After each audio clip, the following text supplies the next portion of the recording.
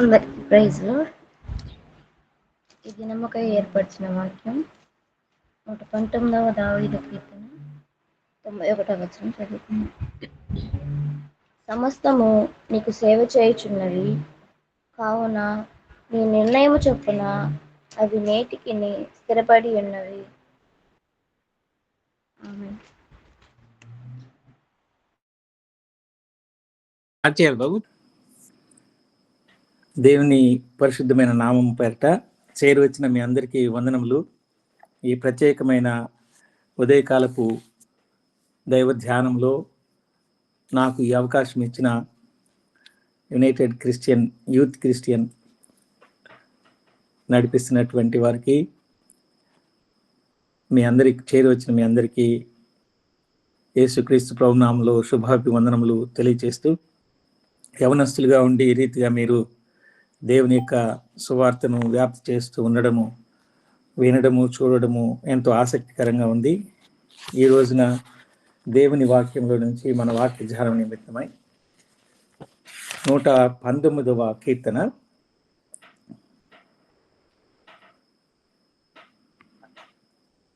91వ వచనం చదువుకొని ధ్యానం చేద్దాం. సమస్తము నీకు సేవ చేయుచున్నవి, కావున నీ నిర్ణయము చొప్పున అవి నేటికి స్థిరపడి ఉన్నవి. ప్రభు సహాయం కొరకు చిన్న ప్రార్థన చేసుకుని ధ్యానం చేద్దాం.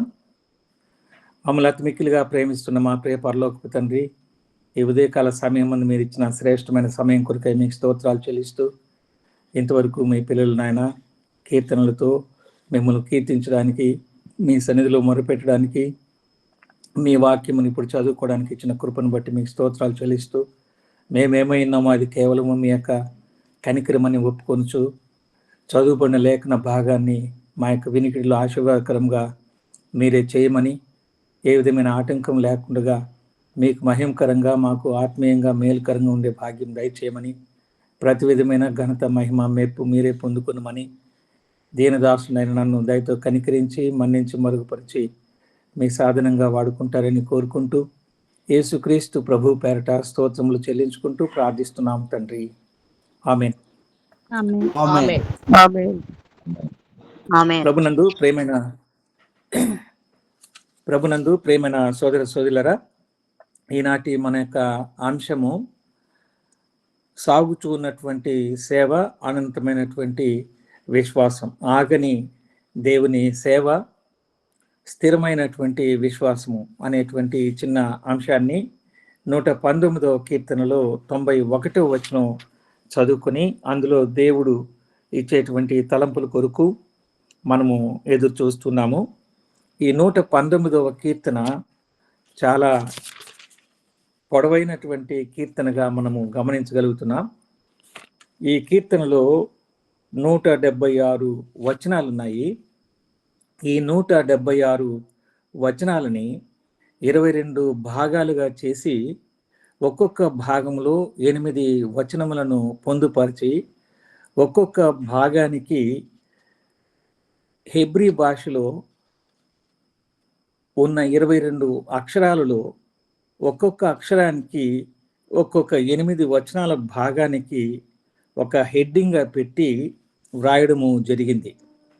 ఎందుకు అంటే, దేవుని విశ్వాసంలో ఎదుగుచున్నటువంటి దేవుని ప్రజలైనటువంటి వారు ప్రాముఖ్యంగా దేవుని యొక్క ధర్మశాస్త్రాన్ని, లేక దేవుని నోట నుంచి, లేక దేవుని ప్రేరేపణ నుంచి, మనుషుల ద్వారా, దేవుడు ఏర్పరచుకున్నటువంటి మనుషుల ద్వారా దేవుడు పలికినటువంటి మాటలు, అవి ఎప్పుడు కూడా మనుషుల యొక్క హృదయాలలో, తలంపులలో స్థిరంగా ఉండడానికి, అనువుగా, సులభంగా అర్థం చేసుకోవడానికి వీలుగా మన భాషలో ఈ రీతిగా వివరించడము మనకు చూస్తూ ఉంటున్నాం. హెబ్రీ భాషలో 22 అక్షరాలలో ఒక్కొక్క అక్షరాన్ని ఒక్కొక్క భాగంగా చేసి హెడ్డింగ్లో ఆ మాటను ఉంచి 176 వచనాలు కలిగినటువంటి 119వ కీర్తనలో 22 భాగాలుగా చేసి ఒక్కొక్క భాగంలో 8 వచనాలతో కూడినటువంటి ఈ అధ్యాయంలో మనము 91వ వచనాన్ని మనం చదువుకున్నాం. అందులో సమస్తము నీకు సేవ చేయుచున్నవి, కావున నీ నిర్ణయం చొప్పున అవి నేటికిని స్థిరపడి ఉన్నవి అనేటువంటి ఈ మాటను మనం గమనిస్తున్నట్లయితే, ఏవి సమస్తము దేవునికి సేవ చేయుచున్నవి అని అంటే, ఆదికాండం 1వ అధ్యాయంలో ఆయన రాత్రిని పగటిని వేరు చేస్తూ పగలు ఏలడానికి సూర్యుడిని, రాత్రి ఏలడానికి చంద్ర నక్షత్రాలను ఆయన సృష్టించాడు. అలాగున దేవుని వాక్యంలో ఆకాశపు సైన్యములు, నక్షత్రములు అనేక విధాలుగా వర్ణించబడినటువంటి విధానాన్ని 148వ కీర్తనలో మనము 1 నుంచి 6 వచనముల దాకా చదువుకున్నట్లయితే, అక్కడ దూతలారా, ఆయన సైన్యములారా, సూర్య చంద్రులారా, కాంతి గల నక్షత్రములారా అని సంబోధిస్తూ, పరమాకాశములారా, ఆకాశము పైనున్న జలములారా ఆయనను స్తుతించండి అని చెప్తూ, యెహోవా ఆజ్ఞ ఇయ్యగా అవి పుట్టెను, అవి యెహోవా నామమును స్తుతించునుగాక, ఆయన వాటిని నిత్య స్థాయువులుగా స్థిరపరిచి ఉన్నాడు, ఆయన వాటికి కట్టడ నియమించను, ఏదియు దానిని అతిక్రమింపదు అనే మాటల్ని మనం చూస్తూ ఉంటున్నాం. అనగా దేవుని యొక్క ఆలోచనలో నుంచి వచ్చినటువంటి సృష్టిలో ఉన్నటువంటి సెలెస్టియల్ ఫ్యామిలీలో, ఆకాశంలో ఉన్నటువంటి ఆ కుటుంబంలో ఉన్నవి కానీ, భూమి మీద ఉన్నటువంటి సకల జీవరాశులు, అలాగనే సముద్రంలో ఉన్నటువంటి సకల జలచరాలు, జలరాశులు, ఇవన్నీ కూడా దేవుని నోటిలో నుంచి వచ్చేటువంటి ఆ శబ్దము ద్వారా, ఆ శబ్దానికి కారణమైనటువంటి ఆ శబ్దము తర్వాత ఒక గాలితో కూడినటువంటి శబ్దం. అది మనం మాట్లాడినప్పుడు, ఫోన్ దగ్గర పెట్టుకొని మాట్లాడినప్పుడు, ఒక స్పీకర్ దగ్గర చేయి పెట్టినప్పుడు, మనం మాట్లాడకపోయినా మన మాటను పెద్దదిగా చేసి ఆ స్పీకర్ నుంచి కూడా గాలి బయటికి వస్తుంది. కాబట్టి దేవుని యొక్క బ్రీతింగ్, ఆయన యొక్క నోటి ఊపిరి, ఆయన శబ్దము ద్వారా సృష్టించబడినటువంటి సమస్త సృష్టి ఆయన ఏమి చెప్పాడో అది చేస్తూ ఆయనకు సేవ చేస్తూ ఉన్నవి అనేటువంటి మాటని మొదటి లైన్లో మనము గమనించగలుగుతూ ఉంటున్నాం. ఈ వాక్య భాగంలో నిత్యము ఆయనకు సేవ చేస్తున్నటువంటి విధానం, అదే ఆదికాండంలో 8వ అధ్యాయంలో 22వ వచనంలో, ఆ నోవహు కాలంలో దేవుడు ప్రక్షాళన చేసిన తరువాత తిరిగి నేను ఇలాంటిది జరిగించను అని చెప్తూ, ఎప్పటికీ కూడా నేను ప్రకృతిలో పెట్టినటువంటి ఆ సృష్టిలో ఉన్న ధర్మాన్ని పాడు కాకుండా అవి పూర్తిగా నెరవేరుస్తూ ఉంటాయి. రాత్రింబగళ్ళు అవుతాయి, శీతోష్ణములు అవుతాయి, వర్షాకాలము, ఎండాకాలం, ఇవన్నీ కూడా సక్రమంగా నడుస్తాయని ఆయన హృదయములో అనుకున్నాడు. అలాగున దేవుని సృష్టిలో నుంచి, ఆయన ఊపిరిలో నుంచి వచ్చినటువంటి సృష్టి అంతా ఆయన మాటకు లోబడి ఆయనకు సేవ చేస్తున్నటువంటి విధానాన్ని మనము గమనిస్తూ ఉన్నాం ఈ లేఖన భాగాల్లో. అలాగైతే నోటి ఊపిరితో లేక ఆయన శబ్దంలో నుంచి వచ్చినటువంటి ఊపిరితో సృష్టించబడినటువంటి ఈ సమస్త సృష్టి ఆయనకు సేవ చేస్తూనే ఉన్నాయి ఇప్పటికీ కూడా. ఆఖరికి మత్తయి సువార్తలో 24వ అధ్యాయము 29 నుంచి 35 వచనంలో మనం చూస్తే, అక్కడ యేసుక్రీస్తు ప్రభు ఆయన రాకడను గురించి తెలియచేస్తూ కూడా పంచభూతాలు లయమైపోతాయి అని చెప్పినట్టుగా కూడా మనం చూస్తున్నాం. అనగా యేసుక్రీస్తు ప్రభు ఈ లోకానికి రావడానికి మొదటి రాకడ సందర్భంలో ఆయన సృష్టిలో ఉన్నటువంటి నక్షత్రము ఆయన పుట్టుకకు, ఆ పుట్టిన స్థలానికి దారి చూపించడానికి కూడా సేవ చేసినట్టుగా మనం చూస్తే, రాత్రి పగళ్ళు ఆయనకు సేవ చేస్తూ ఉంటే, ఆయన తిరిగి రెండోసారి వచ్చే ఆ సమయంలో కూడా ప్రకృతిలో ఉన్నటువంటి మనము చూస్తున్నటువంటి ఇవన్నీ కూడా ఆయన రాకడ కొరకు అవి మిక్కిలిగా ఎదురు చూస్తున్నటువంటి విధానాన్ని మనము చూస్తూ ఉంటున్నాము. ఆ తర్వాత కూడా మనం చూస్తే పేతురు పత్రికలో కూడా అవి మిక్కుటమైన వేండ్రముతో లయమైపోతాయని కూడా మనం గమనించగలుగుతూ ఉన్నాము. ఇలాగున ఆయన సృష్టించినటువంటి ఆ సమయము నుంచి ప్రభు మొదటి రాకడ కొరకు ఆ సూచనలు చూపించే విషయంలో అయితేనేమి, తిరిగి ఆయన రెండోసారి వస్తున్నాడు అనే ఆ సూచనలు చూపించే విషయంలో కూడా అక్కడక్కడ భూకంపాలు కలుగుతాయి. అది మనకు తెలిసిన విషయమే. మరొక వాక్య భాగంలో ఆకాశం కూడా కంపిస్తుంది అని వ్రాయబడింది. ఆకాశంలో ఉన్న శక్తులు కదిలించబడతాయని వ్రాయబడి ఉంది. అలాగున మనం ధ్యానం చేస్తూ వెళ్తే ఆకాశంలో ఉన్నటువంటి నక్షత్రాలు కూడా యుద్ధం చేస్తాయనేటువంటి మాటను కూడా మనము గమనించగలుగుతుంటున్నాం. ఇలాగున దేవుని నోటి శబ్దము ద్వారా వచ్చిన ఊపిరి ద్వారా సృష్టించబడిన అన్నీ కూడా అంత సక్రమంగా ఆయన ఇచ్చిన సమయంలో అలాగ సేవ చేస్తూనే వెళుతూ చివరికి ఆయన రెండోసారి వచ్చేటప్పుడు అవన్నీ కూడా లయమైపోయి మరి ఆయన చిత్తాన్ని నెరవేర్చడానికి సిద్ధంగా ఉన్నట్టుగా కూడా మనం చూస్తూ ఉంటున్నాం. అంతేకాదు క్రొత్త ఆకాశాన్ని, క్రొత్త భూమిని కూడా మనం చూచేదానికి సిద్ధంగా ఉండమని ప్రభు చెప్పినటువంటి మాటలు కూడా మనము గమనించగలుగుతూ ఉంటున్నాం.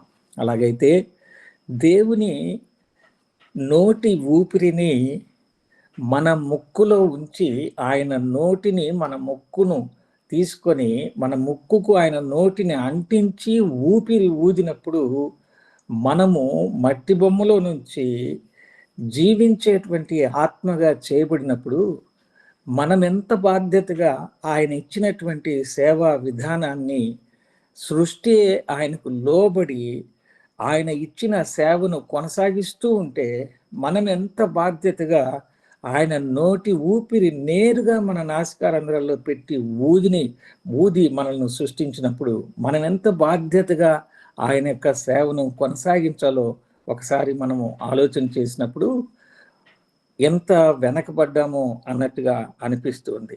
నేటి దినాలలో దేవుని సేవ చేయాలనేటువంటి ఆశ కలిగి ఆయన సేవను జరిగిస్తున్నటువంటి అనేక మంది దేవుని ప్రజలు కొన్ని కష్టమైనటువంటి పరిస్థితులు ఎదురైనప్పుడు, శ్రమలు ఎదురవుతాయి అని తెలిసినప్పటికీ కూడా ఆ దేవుని యొక్క సేవా విధానాన్ని, దేవుని పట్ల వారికి ఉన్నటువంటి విధేయతను కనపరుస్తూ ప్రతిదాడి చేయకుండా నెమ్మదిగా ఆయన యొక్క సువార్తను దేవుని పరిశుద్ధమైన ఆత్మ సహాయము ద్వారా ఇతరుల మనసు నొప్పించకుండా దేవుని యొక్క ప్రణాళిక ప్రకారముగా ఆ శిలువలో మానవ పాప పరిహారార్థంగా ఆయన పరిశుద్ధమైన దేహాన్ని త్యాగంగా, యాగంగా ఆ ప్రేమామూర్తి ఎలాగో అప్పగించుకున్నాడో, కొడుతుంటే కూడా, దూషిస్తుంటే కూడా ఆయన ఎలాగున మౌనంగా ఉన్నాడో, ఇవన్నీ కూడా మనం ధ్యానం చేసుకుని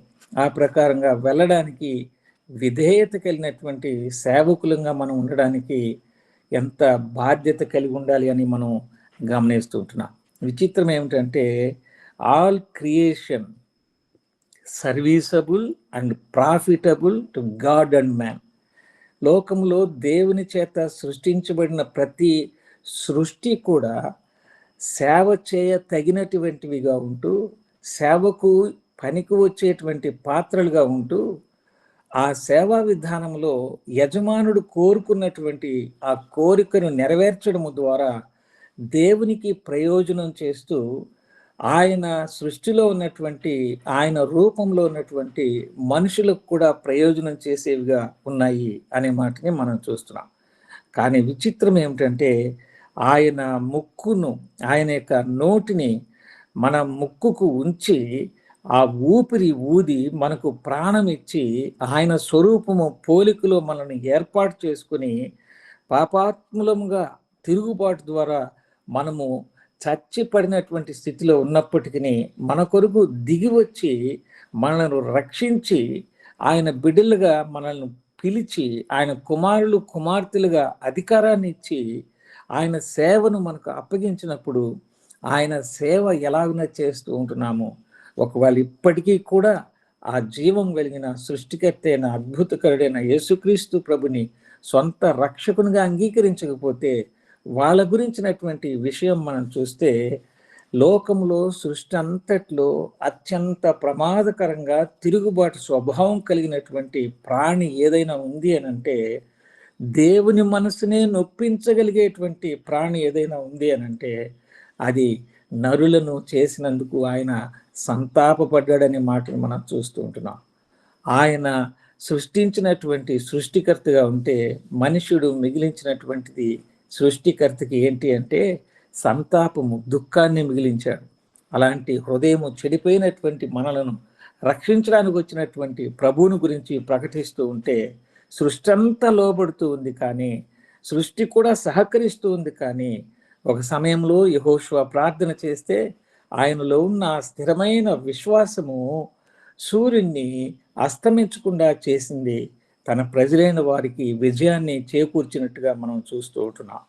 అవసరమైతే 40 రాత్రులు 40 పగళ్ళు వర్షము దేవుని చిత్తాన్ని బట్టి కురిపించి ఆ వర్షపు నీళ్లలో తన నమ్మినటువంటి నీతిమంతులైనటువంటి వారిని రక్షించి కొత్తగా వారినే భూమి మీదకి తీసుకుని వచ్చి వారు తిరిగి దేవుణ్ణి ఆరాధిస్తూ ఆయన్ను వెంబడిస్తూ ఒక క్రొత్త జనరేషన్ని నేను పొందాలని ఆశపడినటువంటి దేవుని మనం చూస్తున్నాం. ఆ సందర్భంలో 40 రాత్రులు 40 పగళ్ళు కురిసిన వర్షపు నీళ్లు ఇంకిపోవడానికి ఆయన వాయువును విసర చేసినప్పుడు మాత్రమే ఆ విస్తారమైనటువంటి వర్షము కని విని ఎరుగినటువంటి వర్షపు నీళ్లు ఇంకిపోయినట్టుగా మనం చూస్తున్నాం. తిరిగి మనుషులు భూమి మీద సంచారం చేయడానికి అనుకూలతను దేవుడే కలిగించినట్టుగా మనం చూస్తూ ఉంటున్నాం. కనుక ఇలాగున సృష్టిలో ఉన్న సమస్తము ఆయన చిత్తాన్ని గమనిస్తూ ఆయన మాటకు లోబడి నిత్యము ఆయనకు సేవ చేస్తూనే ఉన్నట్టుగా మనం చూస్తున్నాం. కానీ man only shall be rebel and unprofitable to his creator. దేవుని తిరుగుబాటు స్వభావంతో దేవుని దూషించి దేవునికి తిరుగుబాటు కలిగినటువంటి నిష్ప్రయోజనమైనటువంటి ప్రాణిగా మనిషి మాత్రమే సృష్టికర్తకు ఎదురు తీరుతున్నట్టుగా మనం చూస్తూ ఉంటున్నాం. లోకములో మనము ఒకసారి జ్ఞాపకం చేసుకుంటే ప్రకృతిలో ఉన్న సమస్త సృష్టి దేవునికి సేవ చేస్తూనే లోబడుతూ ఉన్నట్టుగా ఈనాడు ఈ చిన్న ధ్యానం వింటున్నటువంటి మనము ఆయనకు సేవ చేస్తూనే ఆయనకు లోబడుచు ఆయన చిత్తాన్ని జరిగించేటువంటి దేవుని ప్రజలంగా మనం ఉండడానికి ఈ చిన్న ధ్యానంలో ఈ 119వ కీర్తనలో 91వ వచనంలో మనం చూచాం. మొదటి లైన్లో సమస్తము నీకు సేవ చేయుచున్నవి. అవునయ్యా, నేను నీ సేవ చేస్తాను అని తీర్మానం చేసుకోవాలి. ఎలాగా సేవ చేస్తాను అని అంటే, నేను నీవు ఏం చెప్పావో ఆ ప్రకారంగా నీ మాటకి లోబడి లోకంలో సంభవించే ఏదైనా లెక్క చేయకుండా నాతో నీవు ఉన్నావు అని, నీవిచ్చినటువంటి మాట ప్రకారంగా నేను నీ సేవ జరిగిస్తాను అని. సేవ చేయడము అనంటే ఎవరో సేవకులో సంఘ పెద్దలో కాదు, ప్రతి విశ్వాసి దేవుని ఆరాధన చేస్తున్నారు అనంటే దేవుని సేవ చేస్తూ ఉన్నారు. ఎన్నో విధాలైనటువంటి రీతిగా ఆయన సేవ చేసే అవకాశాన్ని దేవుడు కలిగించాడు. 2వ లైన్లో కావున నీ నిర్ణయం చొప్పున అవి నేటికి స్థిరపడి ఉన్నవి అనే మాట. కాబట్టి దేవుడిచ్చినటువంటి ఆ నిర్ణయ కాలంలో దేవుని యొక్క సృష్టిలో ఉన్న సమస్తమైనటువంటి ఆయన సేవకులుగా పిలువబడుతున్నటువంటి ఇవన్నీ కూడా ఎలాగైతే స్థిరపడి ఆయన నిర్ణయం చొప్పున అవి ఉన్నాయో, అలాగనే దేవుని ఆ కుమారుని యందు విశ్వాసం ఉంచేటట్లుగా మన పాప శిక్షను ఆ పాపము లేని తన కుమారుని మీద తండ్రి అయిన దేవుడు మనలను జాలి చూపించి మన పట్ల ఆ శిక్ష తన సొంత కుమారుని మీద వేసుకున్నాడు. ఆ శిక్ష మనదే అని మనము నమ్మి నోటితో ఆయనను ఒప్పుకొని ఆయన యందు విశ్వాసం హృదయంలో ఉంచడం ద్వారా రక్షించబడినటువంటి వారంగా స్థిరమైన విశ్వాసం కలిగి ముందుకు సాగాల్సినటువంటి వారంగా ఉన్నామని మనం చూస్తున్నాం. విశ్వాసులకు తండ్రిగా పిలువబడుతున్న అబ్రహాము పునాదులుగా పట్టణం కొరకు ఎదురు చూస్తూ ఆయన గుడారాలలో నివాసం చేస్తూ, చిన్న చిన్న వాహనాల్లో ప్రయాణం చేస్తూ ఆయన గొప్ప విశ్వాసాన్ని చాటించినట్టుగా మనం చూస్తున్నాం. తన జీవితంలో అన్ని అద్భుతాలే మనం గమనిస్తూ ఉంటున్నాం. అలాగనే దేవుని విశ్వాసులంగా పిలువబడుతున్నటువంటి మనము, అనగా యేసు ప్రభువుని నమ్ముకొని ఆయనే నా రక్షకుడు, నా ప్రభువు, ఆయన ఇష్టాన్ని జరిగిస్తానని ఆయన కొరకు ఈ లోకంలో జీవిస్తున్నటువంటి మనము ఈ ప్రకృతి అంతా ఆయనకి సేవ చేస్తూనే ఉన్నట్లుగా ఆయన నిర్ణయ కాలం మట్టుకు మనకు దేవుడిచ్చినటువంటి ఆ విశ్వాసాన్ని స్థిరపరచుకొని ముందుకు సాగడానికి తండ్రి చేత ఆకర్షించబడినటువంటి మనము ఆ యొక్క విశ్వాసులో ముందుకు కొనసాగాల్సినటువంటి వారంగా ఉన్నట్లు ఈ వాక్య భాగంలో మనము గమనిస్తాం. మత్తయి సువార్తలో 8వ అధ్యాయము 9వ వచనంలో యేసుక్రీస్తు ప్రభు ఒక అధికారిని చూసినప్పుడు ఆ అధికారి మాటల్ని మనం ప్రత్యేకంగా అక్కడ చూస్తే మత్తయి సువార్త 8వ అధ్యాయము 9వ వచనంలో, నేను కూడా అధికారమునకు లోబడిన వాడను, నా చేతి క్రింద సైనికులు ఉన్నారు, నేను ఒకని పొమ్మంటే పోవును, ఒకని రమ్మంటే వచ్చును, నా దాసుని ఈ పని చేయమంటే చేయును అని ఉత్తరం ఇచ్చాను. అప్పుడు యేసు ప్రభు ఈ మాటలు వినిన తర్వాత ఆశ్చర్యపడి వెంట వచ్చుచున్న వారిని చూచి, ఇశ్రాయేలులో ఎవనికైనాను ఇంత విశ్వాసం ఉన్నట్టు చూడలేదని నిశ్చయముగా మీతో చెప్పుచున్నాను అని చెప్పినట్టుగా మనం చూస్తున్నాం. ఈ శతాధిపతి ఒక గొప్ప సైనిక అధికారిగా ఉంటూ తన ఇంట్లో పక్షవాతంతో బాధపడుతున్న తన దాసుని ఆరోగ్యవంతునిగా చూడాలి అని కోరిక పుట్టి, యేసుక్రీస్తు ప్రభు ఆరోగ్యాన్ని ఇస్తాడు అనే నమ్మకాన్ని కలిగి ఆయన దగ్గరికి వచ్చి ఆ విషయాన్ని చెప్పినప్పుడు ప్రభు నేను వచ్చి స్వస్థపరుస్తాను అని చెప్పినటువంటి మాటని ప్రభు ఉపయోగించినప్పుడు ఆయన ఏమంటాడంటే, అయ్యా, నీవు నా ఇంటిలోనికి వచ్చుటకు నేను పాత్రుడను కాను, నీవు మాట మాత్రము సెలవిమ్ము, అప్పుడు నా దాసుడు స్వస్థపరచబడును అని తెలియజేస్తున్నాడు. ఈ భాగంలో నేను వచ్చి వానిని స్వస్థపరిచేదను అని ఈ సందర్భంలో ప్రభు చెప్పాడు. కానీ ఆ శతాధిపతి ఇలాగున మాట్లాడతాడు అనే విషయం ప్రభువుకి తెలుసు. కొన్ని సందర్భాల్లో ఆయన వెళ్ళకుండగానే ఆయన నోటి వాక్కు వెళ్ళి బ్రతికించినటువంటి స్థితి, స్వస్థపరిచినటువంటి పరిస్థితిని మనం చూస్తాం. కానీ ఈ సందర్భంలో నేను వచ్చి స్వస్థపరుస్తానని చెప్తే కూడా నా ఇంట్లో ప్రవేశించడానికి నేను పాత్రుని కాను అన్నాడంటే, దేవుని యొక్క పరిశుద్ధత పట్ల ఆ శతాధిపతి అంత అధికారిగా ఉంటూ కూడా తన యొక్క అధికారం ఎలాగునో ఉంటుందో తెలియచేస్తూ కూడా అంత లోబడినటువంటి వానిగా మనము గమనిస్తూ ఉంటున్నాం.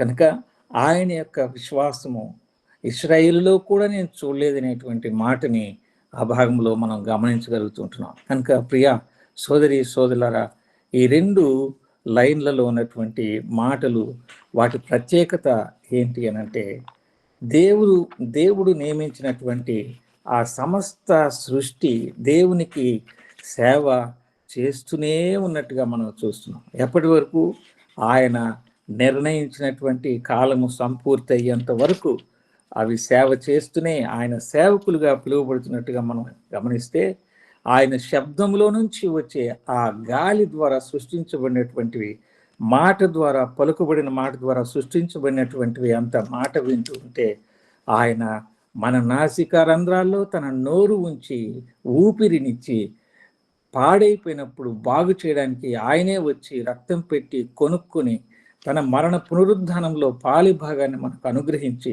పరలోక స్వాస్థ్యాన్ని ఇచ్చాను, ఇప్పుడే మీరు పరలోకంలో కూర్చుండబెట్టబడ్డారు అనే ఇన్ని మాటలు వింటున్నటువంటి మనము ఎలాగున ఆయన సేవను కొనసాగిస్తూ ఉన్నాము. ఆ విశ్వాసం దేవుడు మనలో పుట్టించాడు. ఆ విశ్వాసంలో ఎలాగున స్థిరంగా ఉంటున్నాం అనేటువంటి విషయాన్ని మనము చూస్తుంటున్నాం.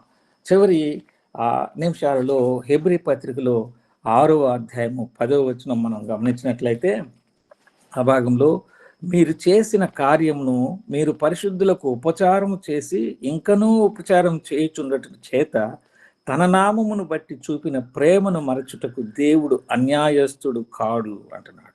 అంటే మీరు చేసినటువంటి కార్యము, మీరు పరిశుద్ధులకు ఉపకారం చేశారు, ఇంకనూ ఉపకారం చేయుచూనే ఉంటూ ఉన్నారు. దానిని బట్టి, తన నామాన్ని బట్టి ఆయన ఆ యొక్క చూపిన ప్రేమను మరవడానికి దేవుడు అన్యాయస్తుడు కాదు. అంటే దేవుని సేవ విధానములో అనేక రకాలుగా చేస్తూ ఇక్కడ ఉపచారము అనేటువంటిది ఉపయోగించబడినప్పుడు అది చేస్తూనే ఉంటున్నారు. ఏది ఉపచారము? ఏమి రక్షణ గురించి తెలియనటువంటి వారికి ఆ రక్షణ సువార్త ప్రకటించడం కంటే మించినటువంటి ఉపచారము లేదు. ప్రారంభంలో అనేక మంది దేవుని సేవ చేయడానికి వచ్చిన వారు వారికి కలిగినటువంటి వాటిని ఇతరులకు అవసరాన్ని బట్టి సహాయం చేస్తూ ఆ దేవుని మాటలను ప్రకటిస్తూ వారి యొక్క ప్రేమ తత్వాన్ని బోధించడం ద్వారా అనేకులు రక్షించబడినట్టుగా మనం గమనిస్తూ ఉంటున్నాం. ఆ మొదటి కొరింథీ పత్రికలో 15వ అధ్యాయము 58వ వచనంలో ఈ రీతిగా మనం చూస్తాం. అలాగున సేవ చేస్తూ వెళుతూ విశ్వాసములో ఆయన యొక్క సేవా విధానం ఎలాగన ఉండాలి అంటే, నా ప్రియ సహోదరులారా, మీ ప్రయాసము ప్రభువునందు వ్యర్థం కాదని ఎరిగి స్థిరులను కదలని వారును ప్రభు కార్యాభివృద్ధి అందు ఎప్పటికీ ఆసక్తులై ఉండండి. ఎవరు మనకు ప్రోత్సాహం ఆసక్తి కలుగు చేస్తారు అంటే మనమే ఆసక్తిని కలుగు చేసుకోవాలి. మన హృదయాన్ని మనమే రేపుకోవాలి. అలాగున ఆయన మన ప్రయాసాన్ని వ్యర్థం చేయడాన్ని ఎరిగి ఎప్పటికీ ఆసక్తి కలిగి ఉండాలనేటువంటి మాటని ఇక్కడ చూస్తున్నాం. చివరిగా పేతురు పత్రిక 2వ పత్రికలో 3వ అధ్యాయంలో 10వ వచనం నుంచి 13వ వచనం వరకు మనం చదివితే ఆ భాగంలో ఉన్నటువంటి సారాంశం అంతా మనం చూస్తే ప్రభు యొక్క దినము దొంగ వచ్చినట్లుగా వస్తుంది అని తెలియజేస్తూ, అప్పుడు ఆయన సృష్టించినటువంటి సృష్టిలో ఉన్న ఆకాశములు మహాధ్వనితో గతించిపోతాయి, పంచభూతములు మిక్కటమైన వేండ్రంతో లయమైపోతాయి, భూమియు దాని మీదనున్న కృత్యములను కాలిపోవును, ఇవన్నీ ఇట్లు లయమైపోవును గనుక ఆకాశములు రవులుకొని లయమైపోనట్లు పంచభూతములు మహావేంద్రముతో కరిగిపోనట్లు దేవుని దినపు రాకడ కొరకు కనిపెట్టుచు దానిని ఆశతో అపేక్షించుచు మీరు పరిశుద్ధమైన ప్రవర్తనతోనూ భక్తితోనూ ఎంతో జాగ్రత్త గలవారై ఉండవలెను. ఆయనను మనం ఆయన వాగ్దానమును బట్టి క్రొత్త ఆకాశముల కొరకును క్రొత్త భూమి కొరకును కనిపెట్టుచున్నాము, వాటి యందు నీతి నివసించును. ఈ 119వ కీర్తన 91వ వచనంలో దేవుని సేవ కొనసాగించటము, ఆయన మనకిచ్చినటువంటి విశ్వాసాన్ని స్థిరంగా దేవుడు కాపాడుతుంటుండగా కాపాడుకుని ఆ ప్రకృతిలో ఉన్నటువంటి ఆకాశ సూర్యచంద్ర నక్షత్రాలను మీరు నమస్కరించవద్దు, మనుషులకు పని చేయడానికి పరిచారకులుగా సహాయం చేయడానికి నేను పెట్టానని ఆయన తెలియచేస్తాడు మరి యొక్క వాక్య భాగంలో. అలాగున మనం ఉంటూ ప్రకృతిలో ఎలాగున ఇవన్నీ కూడా లయమైపోయడానికి కూడా అవి త్యాగం చేయబోతూ ఉంటున్నాయో, దేవుని చిత్తాన్ని జరిగించబోతుంటేనే మనం చూస్తుంటున్నాం.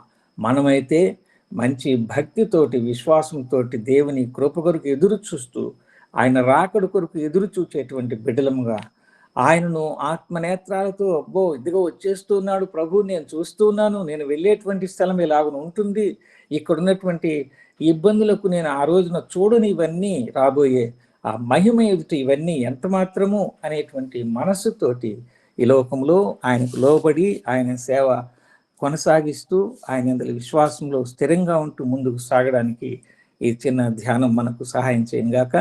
దేవుడి మాటలు మన వినికిడిలో ఆశీర్వదించను గాక. Thank you brother. మా నమ్మకం కలిగిన మా గొప్ప ప్రియ పరలోకపు తండ్రి, నీ ఘనమైన పాదములకు వెళ్ళలేని వందనములు, స్తుతులు, స్తోత్రములు ప్రభా. అన్న తండ్రి, గొప్ప దేవుడు నాయన, స్తుతులకు పాత్రుడు, సింహాసనాసీనుడు తండ్రి, నిన్న నేడు నిరంతరం స్తుతులు స్తోత్రాలు చెల్లిస్తూ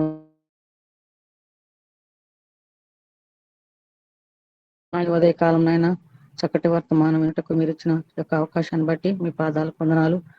మోజసాయి గారు చెప్పినటువంటి 119వ కీర్తనలో ప్రభా ఆయన మేము నాయన మరి మంచి వర్తమానం విన్నాం ప్రభా. మరి దేవుడు ఆయన చేసిన సృష్టి ఎంతగా దేవునికి సేవ చేస్తున్నాయో, మరి ఆయన పంపినటువంటి యేసుక్రీస్తు వారు కూడా ఎంతగా మరి ఆయన ప్రాణత్యాగం త్యాగం చేసేంత వరకు ఆయన సేవ చేసినాడు. మాట మాత్రం కూడా మాట్లాడలేదు. ఆయన సూర్యచంద్రులు నక్షత్రాలు దేవునికి లోబడ్డాయి. దేవుని చెప్పినటువంటి పని నిరంతరంగా ఇప్పటికీ చేస్తూనే ఉన్నాయి. మరి ఆయన ఇచ్చినటువంటి పని ఆయన విశ్వాసం కలిగినటువంటి అబ్రహాం కూడా ఏ రీతిగా అయితే ప్రభా ఆయన గుడారాల్లో ఉంటూ ఆయన మాటకు లోబడి విశ్వాసాలకు తండ్రిగా ఉన్నాడు. అలాగనే నా ప్రభా మరి కొత్త నిబంధనలో ఉన్నటువంటి శతాధిపతి ప్రభా నాయన నేను కూడా ఒక అధికారిని, కానీ ఒకరు పొమ్మంటే పోను, ఒకరు రమ్మంటే రావును, మాట మాత్రం సెలవిస్తే చాలని తను తాను ఎంతగా తగ్గించుకున్నాడు ప్రభా. మరి ఇటువంటి స్థిరమైనటువంటి విశ్వాసం కలిగి లోకంలో ప్రభా మరి దేవుని రాకడ కొరకు ప్రభా నిరంతరంగా ఆయన విశ్వాస వీరులుగా ఉన్నటకు ఆయన మనుషులైనటువంటి మనకు దేవుడు ఆయన మన నాసికారంధ్రంలో ఊపిరిని ఊదినప్పుడు నీవు కూడా అలాగా దేవునికి ఎందుకు తగ్గించుకొని సేవ చేయుటకు ముందుకు సాగాలని, దేవుని రాకడ కొరకు నా ప్రభా నిరంతరంగా విశ్వాసంతో నీతితో భక్తితో ఉండి ప్రభా మరి దేవునికి లోబడి ఆయన బిడ్డలుగా మనం ఉండాలంటే ఇవన్నీ ఈ రీతిగా మరి పాటిస్తున్నప్పుడు మనుషులుగా మనం ఎంతటి వారమని ప్రభా మరి చక్కటి వర్తమానం మోజెస్సయ్య గారి ద్వారా ఈ ఉదయ కాలం ప్రభా మాకు నా ప్రభా మీరు వినిపింప చేసినందుకై మీకు వందనాలు. ఆయన కుటుంబాన్ని మీరు దీవించండి, ఆశీర్వదించండి. టీంలో ఉన్న ప్రతి బిడ్డను దీవించండి. ఇటు వాక్యాన్ని ప్రతి ఒక్కరూ నా ప్రభా విని వాళ్ళ హృదయాల్లో భద్రపరుచుకొని నాయన ఎంతగానో తగ్గించుకొని విశ్వాస వీరులుగా సాగిపోవటకు నాయన భయంకరమైన లోకంలో మేము జీవిస్తున్నాం కనుక యేసయ్యను ధరించుకొని ప్రభా అబ్రహాము వలె నా తండ్రి అయా మేము జీవితాన్ని విశ్వాసమైన జీవితాన్ని కలిగి ఉండే భాగ్యాన్ని మీరు దయచేయమని, ఈ వాక్యాన్ని ప్రభా 30 60 100 ఫలించులాగా సహాయం దయచేయమని, ఆయన్ని మీరు దీవించి ఆశీర్వదించమని, కుటుంబాన్ని దీవించమని ప్రభాని కృపలో జ్ఞాపకం చేసుకుంటూ యేసుక్రీస్తు పరిశుద్ధమైన నామములో స్తోత్రం చెల్లించి ప్రార్థన చేసి అడిగి వేడుకుంటున్నాను తండ్రి. ఆమేన్. ఆమేన్.